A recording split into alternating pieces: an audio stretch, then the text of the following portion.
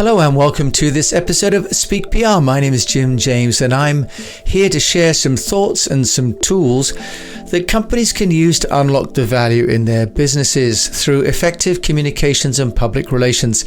And on this episode, we're going to talk about some of the learnings that have happened for the company that has held over 1 million Teams meetings online. And I'm also going to be thinking about the impact of symbols and how when we're working from home and when we're in virtual places, the symbols and the culture and the rituals that we have in our offices and our workplaces are missing. And this may also, in my view, be adding to the sense of fatigue. Because not only are we not surrounded by our colleagues, but we're not surrounded by the things and the places and the logos and the canteens that normally fuel a company culture.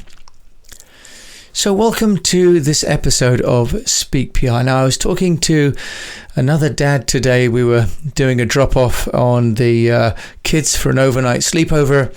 And as he removed the noise-cancelling headphones, this fellow father who has been working now from home during lockdown since March shared that his company has now got the distinction of hosting over 1 million Microsoft Teams meetings. Now, they have 40,000 members of staff, and he said that it's transformed the way that they run their business. Interestingly enough, he said that they've been able to accelerate their strategy implementation from taking nearly 30 months to 6 months. They saved a massive amount on travel, on incidentals. They've also saved a massive amount of just time. And they can also host meetings with 400 to 1,000 people in a way that wasn't possible. He shared with me about the impact of polling, about the impact of taking all the questions in advance and letting the attendees on the meeting to vote for which ones that they wanted to address first. Now, it wasn't always the case that the people in the field were asking the questions that the management team wanted to answer, but it was giving them a forum to do so. And the management team was also very aware that if they didn't take these questions seriously, that they'd undermine the whole process of this democratic sharing, this town hall meeting. So what we're seeing is already that some new protocols and some new ways of working are needing to be established in Teams or Zoom or, for example, the Skype or even the Facebook meetings. So we're moving into another phase of maturity. And this fellow father was saying that they're such a large organization that they actually work directly with Microsoft on some of the input of the program.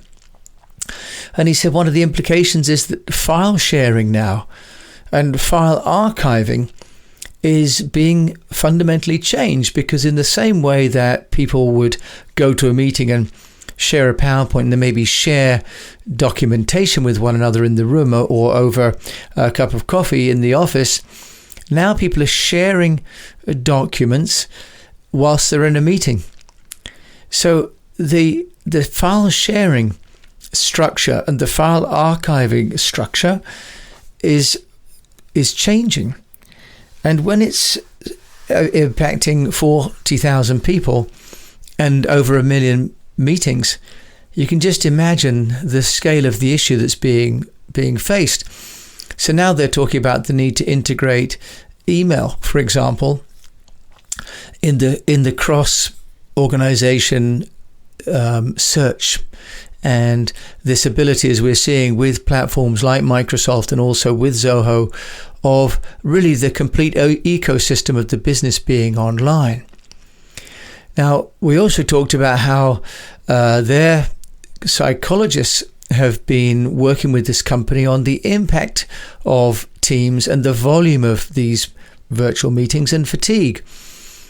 And they were saying that, for example, they're being encouraged to turn off the video when they're not speaking, because it actually creates a latency between what you're saying and what you're hearing.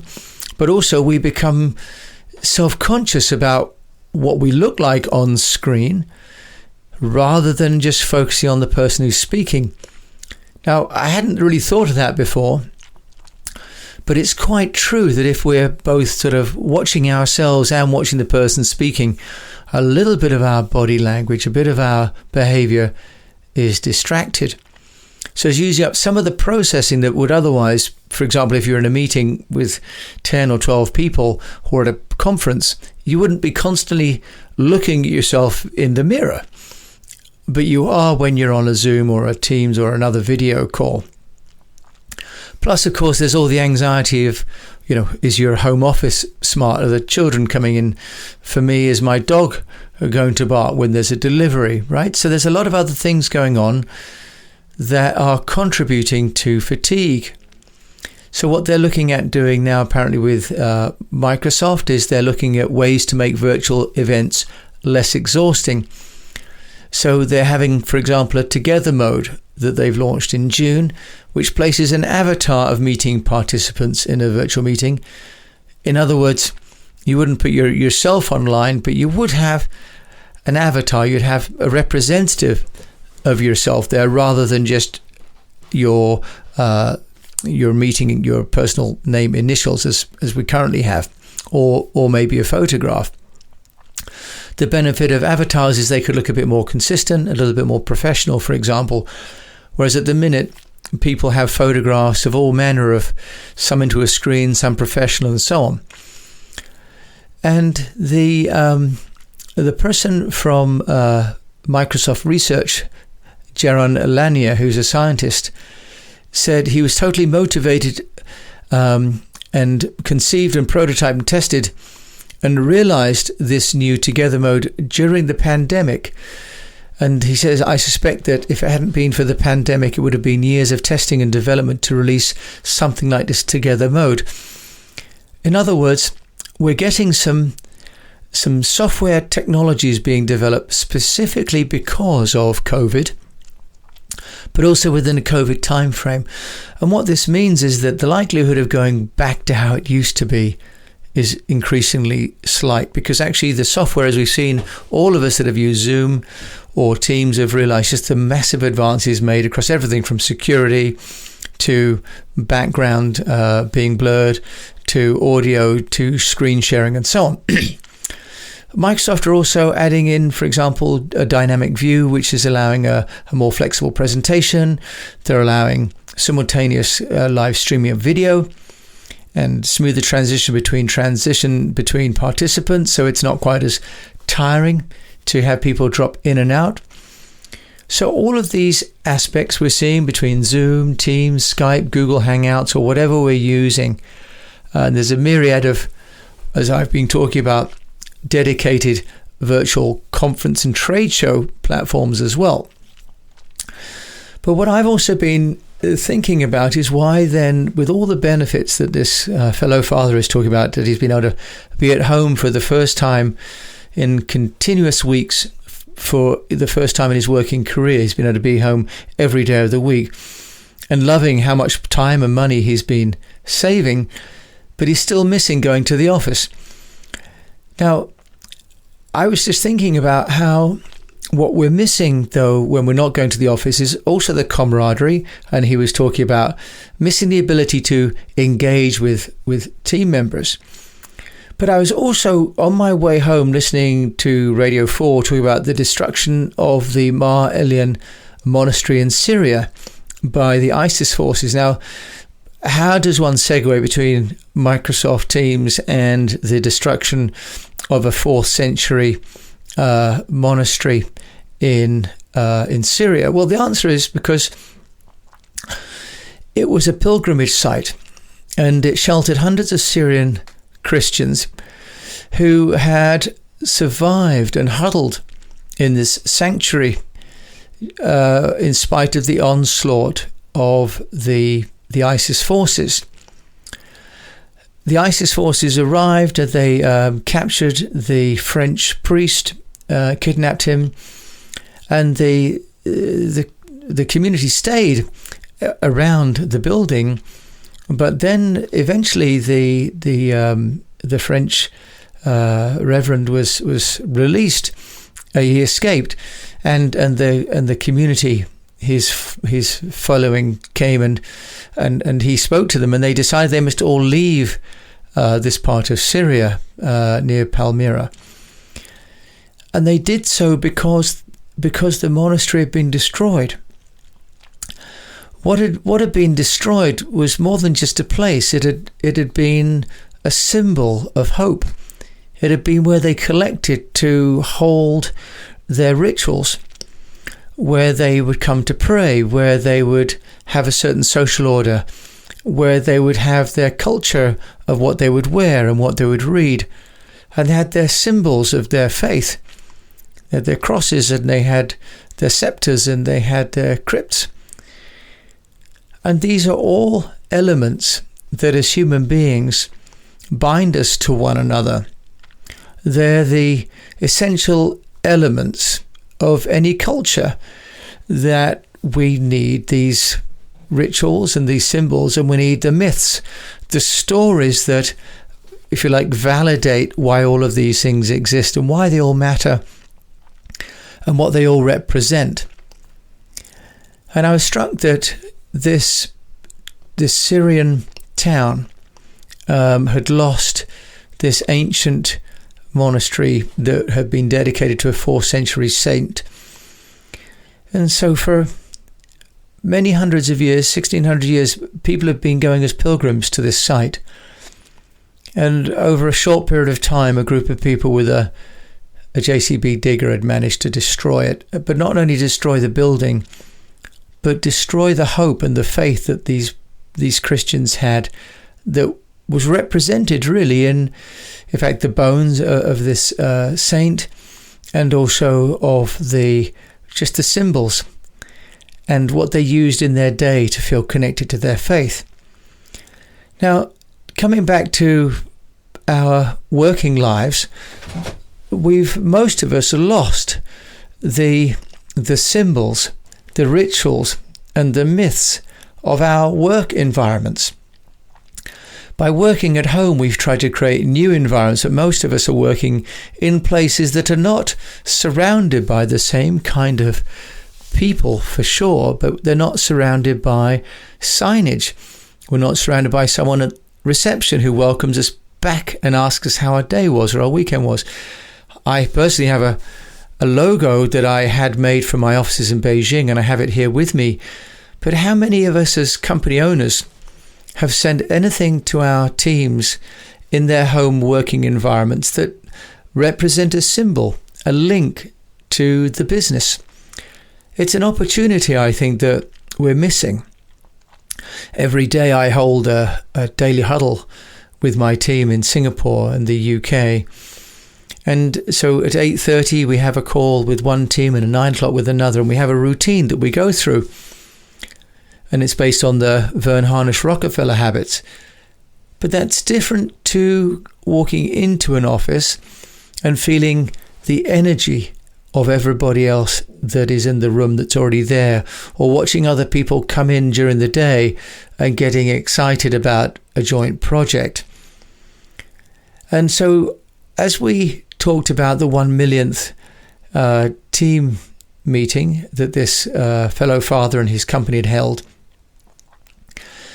there was a sense of great joy at the simple productivity of virtual meetings, at the saved waiting time on the train, the £100 a week saved for going for lunch and coffee, the no longer needing to replace expensive suits from Jeeves and Hawkes.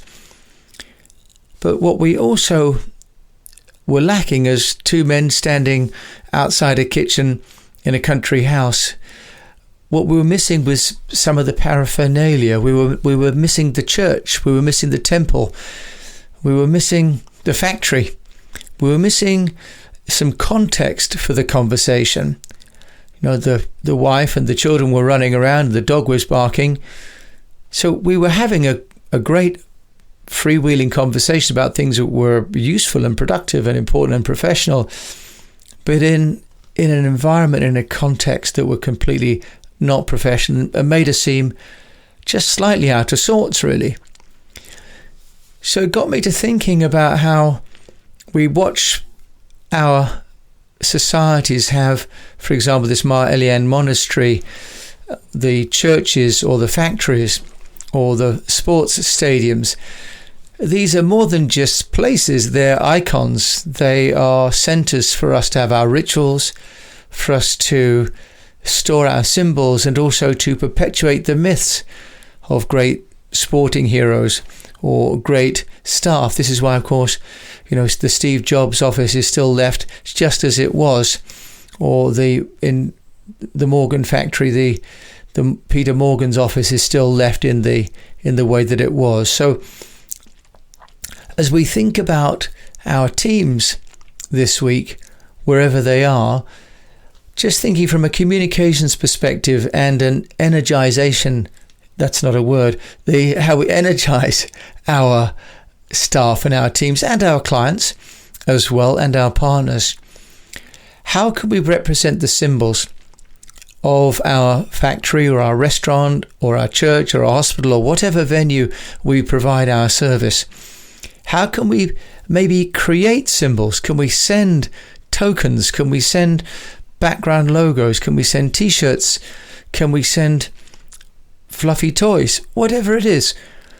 What can we do that starts to help people to re-engage and feel that there are some symbols, there are some icons that they can touch base with?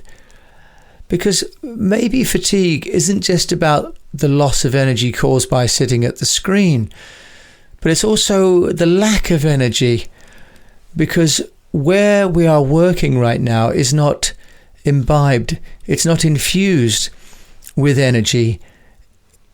Our circumstances are not energized because most of us are working alone, trying to counter the environment that we've got with family and small people, or maybe lodgers with us. So we're not in an environment that's giving us energy or support. So as a company, if we're responsible for those people working in those environments, I just wonder, could we start to send logos? Could we send company branded material? Could we send cups and mugs? Or even lunch kits to our staff, the sort of materials we might have in our canteens? In the strictest sense possible, myths are not true, which is why we have the choice of the word myth. Instead, they're stories told of and by our members of the community.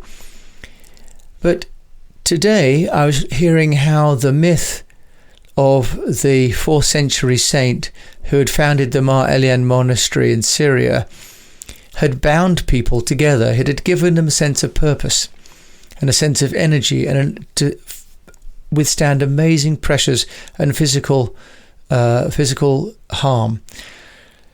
So as we look to lead our organizations and our people around us, and to encourage and inspire those people to dedicate themselves to work, I'm personally thinking about what rituals, what symbols and what myths can I create to make everybody feel that this is a worthwhile organization, that East West PR is somewhere that they can believe in.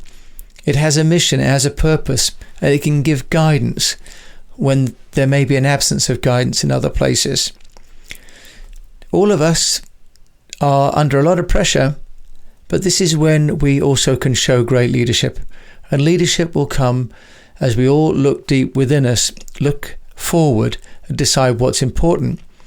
And as we were all surrounded by our families today, this fellow father and I, what we realized, of course, is that is what's important to us. Now, how to turn the background where we have them with us into a productive and a compelling workplace. So with that, I'd like to say thank you for listening to this episode of Speak PR, and I'd like to wish you the best of health, a profitable business, and that you keep on communicating.